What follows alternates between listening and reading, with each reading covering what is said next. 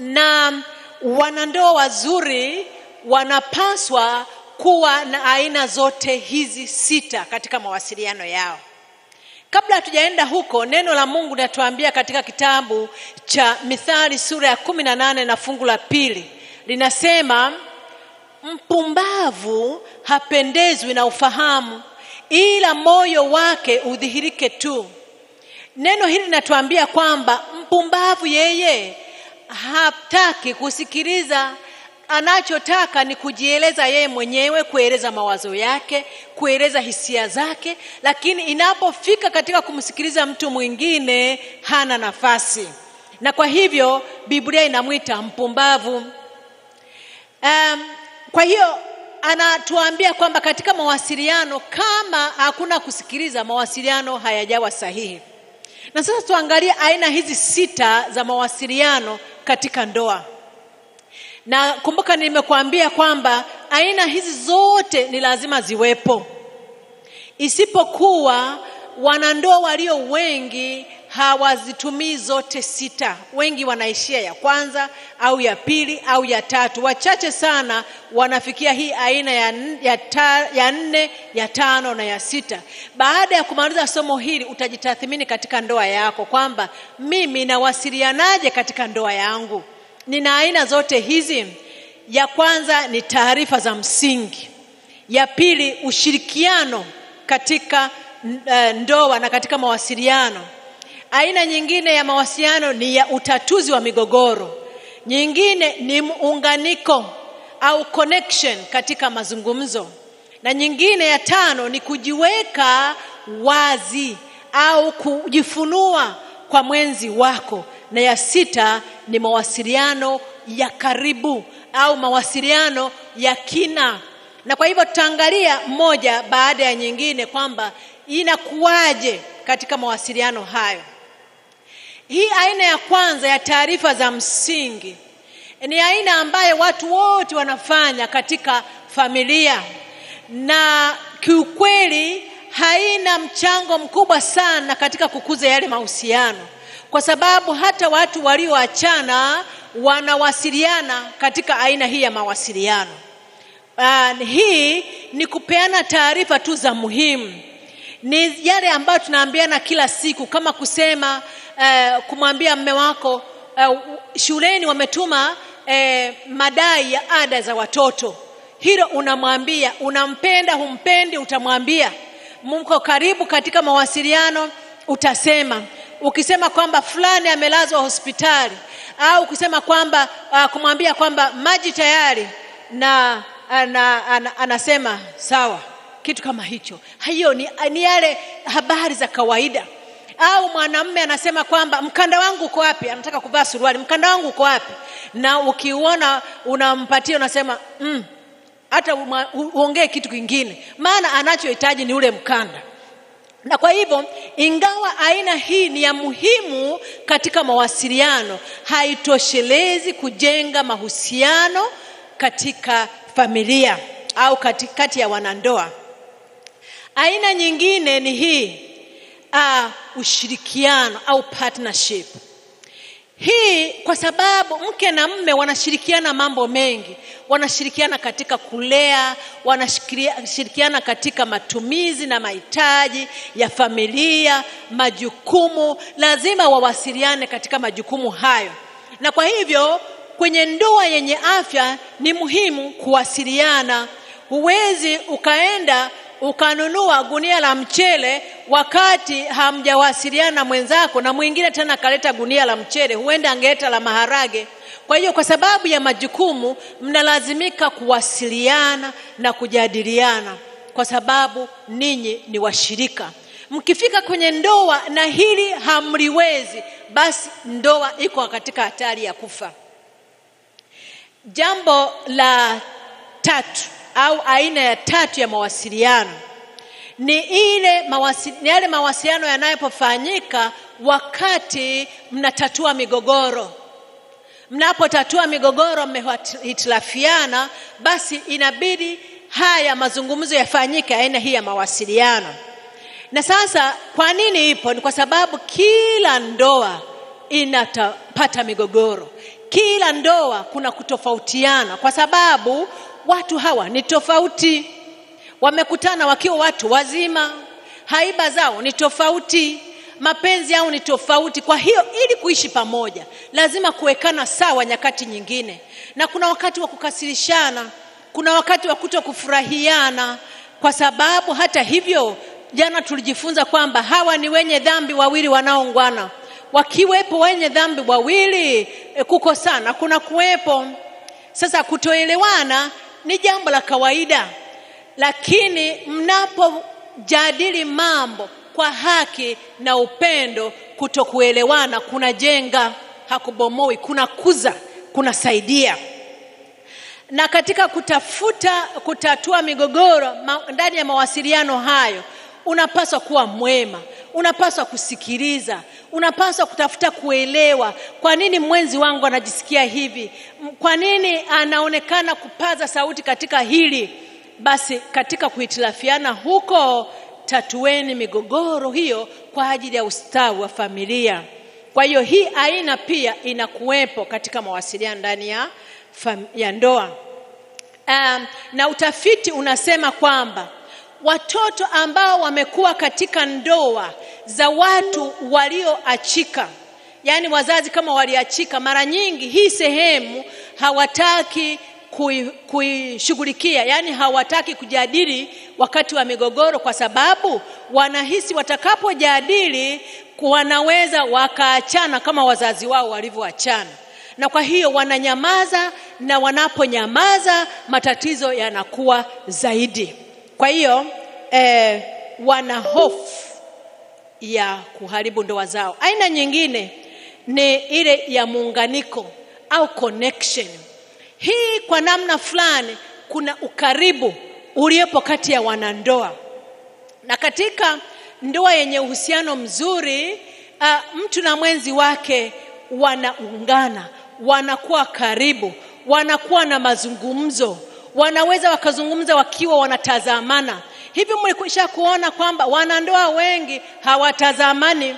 Hata hapa kama uko na mke wako na mume wako, nikiwaambia muangalie mke wako kwenye mboni ya jicho lake au mume wako, utaona watu wanapata makengeza ghafla. Hawatazamani, wanaogopana, lakini huyu ni mtu ambaye umemchagua kuishi naye maishani.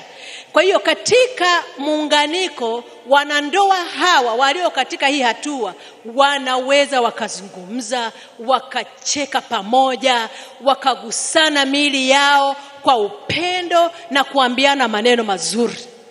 Ni katika hii level ya mawasiliano. Wanadamu tumeumbwa ili kutafuta mahusiano, na utafiti unaonyesha kwamba wakati wa chakula ni wakati mzuri sana wa kutengeneza mawasiliano ya namna hii, wa kuongea vizuri, wa kutiana moyo. Na kwa bahati mbaya siku hizi watu wako busy, hata muda wa kula pamoja haupo. Kwa hiyo ili kuwa na afya nzuri ya familia, pata angalau mlo mmoja kwa siku ambao mnaweza mkala na mwenzi wako. Na mnapokula, mtu asiende mashariki na magharibi, kila mtu kula mahali pake. Hivi umekwisha kuona, ninazungumza na wanawake wengi, anapokuwa na wageni, wanapokuwa na tukio mahali fulani, watu wanakula chakula, anawahudumia watu vizuri, anamgeresha mtu, anamwambia nikuongezee juice, nikuongezee nini. Haya maneno wanaume pia wanahitaji kuyasikia. Wakati wa chakula anapoyasikia hayo, anajisikia vizuri. Ni wakati mnapokuwa na muunganiko mzuri, ndipo mnaweza mkawa na maongezi ya namna hii. Ni wakati ambapo hata katika maongezi wakati wa chakula na familia, wazazi, unaona huyu mtoto ana tabia gani katika kula. Wewe baba unayenunua chakula, unajua huyu mtoto anashiba, anakula vizuri au yuko namna gani. Wakati wa chakula ni wakati mzuri sana wa kuwa na maongezi ya namna hiyo. Kuna aina ya 5 ya kujiweka wazi, personal revelation au disclosure. Hii ikoje? Hii ni hatua ya mbele zaidi katika mahusiano, ndani ya mawasiliano, katika mahusiano ya wanandoa. Hii ni ya muhimu sana. Inahusisha mahusiano ya kweli. Unamwambia mwenzi wako kuhusu hisia zako. Unamwambia mwenzi wako maoni yako, mawazo yako. Na unapokuwa hapa ni lazima muwe na kiwango kizuri cha mazungumzo, cha kupendana, cha kuaminiana, cha kukumbukana, cha kujaliana, cha kuthaminiana. Kwa hiyo mawasiliano haya unamruhusu mwenzi wako aingie katika ulimwengu wako. Ajue ni zaidi ya kumwambia habari fulani. Unamwambia ni kwa nini habari hiyo iko mahali ilipo. Kwa hiyo aina hii ya kujiweka wazi ni aina ya karibu sana katika mawasiliano. Hivi unajua kuna watu wako wazi sana kwa marafiki wa nje, lakini sio kwa watu wa familia yao. Ndani ya familia, mwanamke hajui ulimwengu wa mume wake, mume hajui ulimwengu wa mke wake. Ni wageni wanaokutana tu kwenye familia kujadili namna ya kuendesha familia, lakini hawa watu sio marafiki. Nakumbuka hata ile siku za nyuma nilizungumza. Sio marafiki. Ni marafiki ndio wanaojiweka wazi. Ndio wanaongea siri. Siri za ndoa zinasikika nje, lakini haziko ndani ya ndoa. Hazipo. La 6 ni hili hapa. Mawasiliano ya karibu zaidi au intimate communication. Hili hapa ni inaambatana na kuonyesha vitendo vya upendo, maneno ya upendo, kauli za kupenda na kumwambia mtu nakupenda. Ninajua utamaduni wetu. Wakati mwingine natumia nguvu nyingi kuweza kumwambia mtu nakupenda. Unaona kama atajisikia nimejishusha sana kumwambia nakupenda. Lakini haya maneno sisi tunayatumia tunapochumbia. Hasa wanaume wana maneno mazuri katika kuchumbia. Sijui nani anawafundisha. Ila wakati ukifika katika ndoa, maneno haya yanayeyuka, yanaanza kupungua, yanapungua. Unaanza kuitwa wewe, sio tena dia, wala sio mpenzi, wala sio nini. Sasa kwa sababu hiyo, ule uhusiano wa karibu zaidi ndio wakati wa kumwambia mpenzi wako au mwenzi wako maneno mazuri. Na kwa bahati mbaya tujue kwamba kuna wezi wa ndoa, kuna wanyang'anyi wa ndoa wanajua jambo hili. Kwa sababu mtu anapoambiwa vizuri, anapotendewa vitendo vizuri, yale maneno ya kuunganisha moyo, yanayojenga ukaribu, unayofanya wanandoa wawe imara, yale maneno ambayo mtu haambiwi na mtu mwingine isipokuwa mwenzi wake. Wapo watu wanaovizia na kumwambia mwenzi wa mwingine. Anapoyasikiliza, moyo unavutwa kwa huyo mtu, kwa sababu nyumbani hayasikii. Basi ndivyo ndoa zinavovunjwa. Kwa hiyo, na kama mtu ni mwaminifu ndani ya familia, anakaukiwa kwa sababu anahitaji kuyasikia yale maneno, maana hakuna mtu mwingine duniani atakayemwambia, wala hakuna atakayemtendea kwa ukaribu. Ndio maana mwanamke ambaye amekosa hilo, akiguswa tu na mtu mwingine, ameyeyuka, maana hakuguswa nyumbani, haguswi na mwanamume hali kadhalika. Na kwa hivyo wanaweza wakafanya mawasiliano haya kujenga mahusiano ya karibu kwa sababu ya mtu unayempenda. Sasa jiulize, mawasiliano yako yakoje? Wewe unayenisikiliza, katika familia yako, katika ndoa yako, mawasiliano yako yakoje? Angalia jinsi wewe na mwenzi wako mnavyowasiliana. Je, hizi aina 3 za mwisho za mawasiliano zipo katika ndoa yako? Unajua hasa ile aina ya 5, wakati huo mtu anaweza kasema hata changamoto anazozipitia katika moyo wake na katika maisha yake na hisia zake, na yule mwingine anaweza kumhurumia na kumsaidia. Lakini wanaume wengi wanakufa na mawazo mengi kitandani, anageuza kichwa huku na huku mpaka anapata upaa, lakini hawezi kumwambia mwenzi wake. Hawezi. Anakufa navyo. Lakini pia huyu mwanamke naye wakati mwingine haaminiki, mara akiambiwa tu kwa jirani, rafiki anajua. Na kwa hiyo kuaminiana hakupo. Kuaminiana kukiwepo, basi hizi aina zitakuwepo za mawasiliano.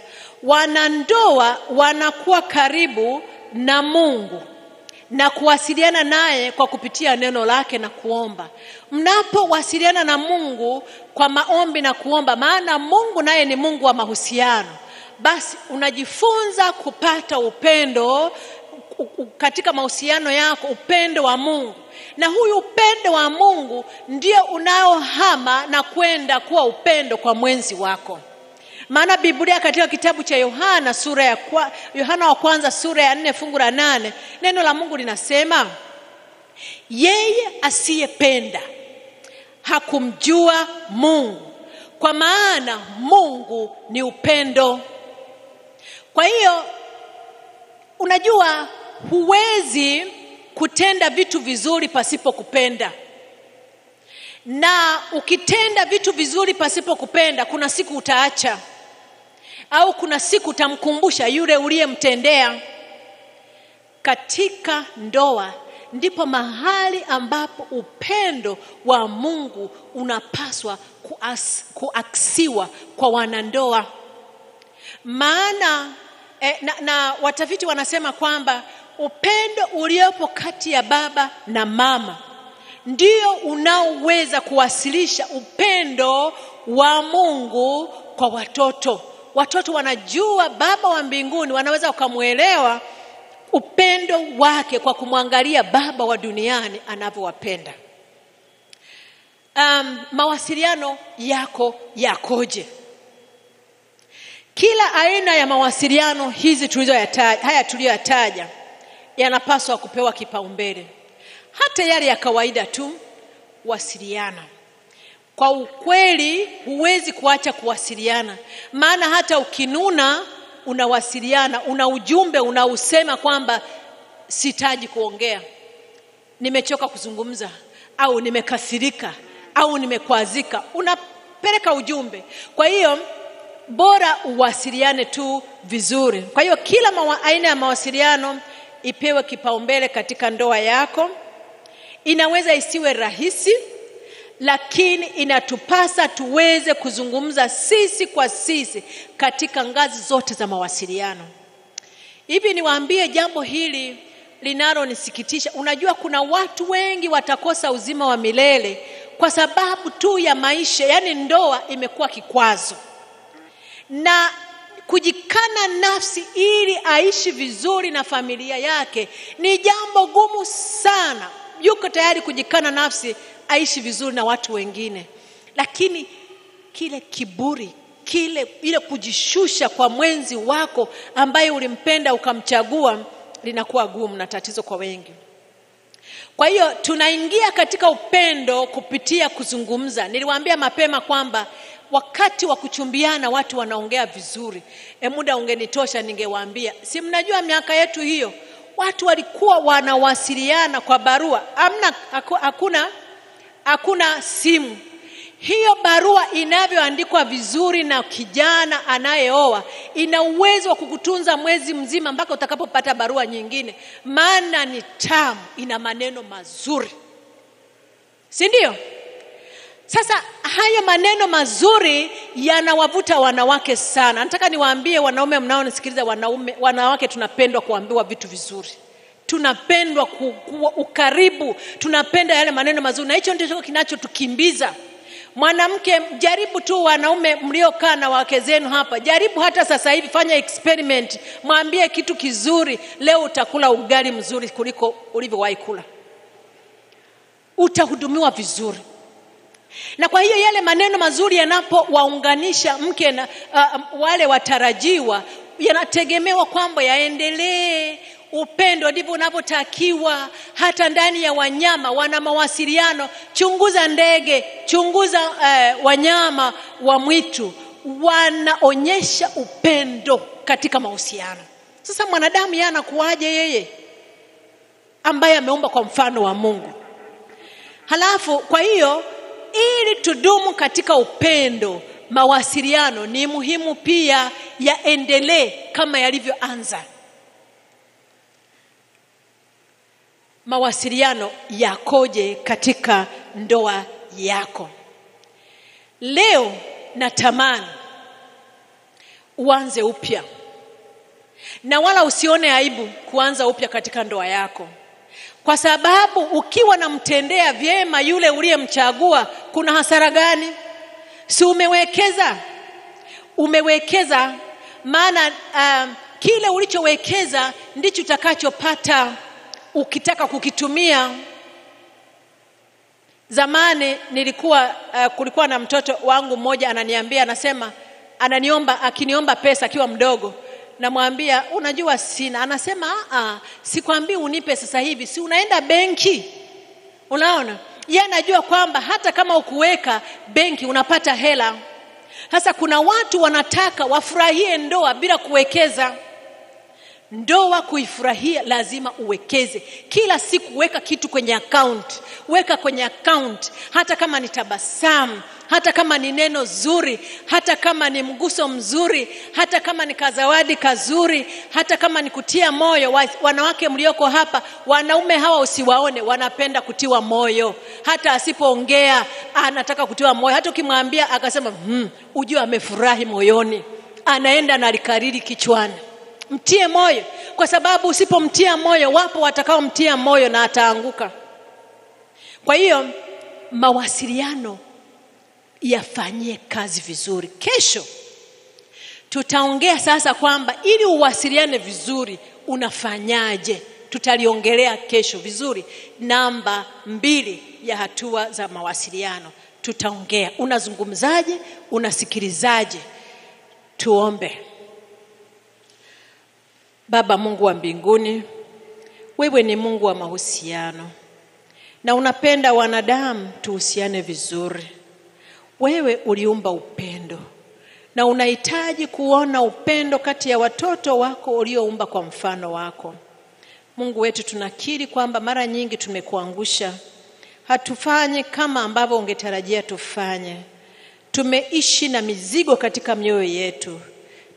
Naomba Bwana, msikilizaji anayenisikiliza, mpatie nafasi ya kufunguka kwa mwenzi wake.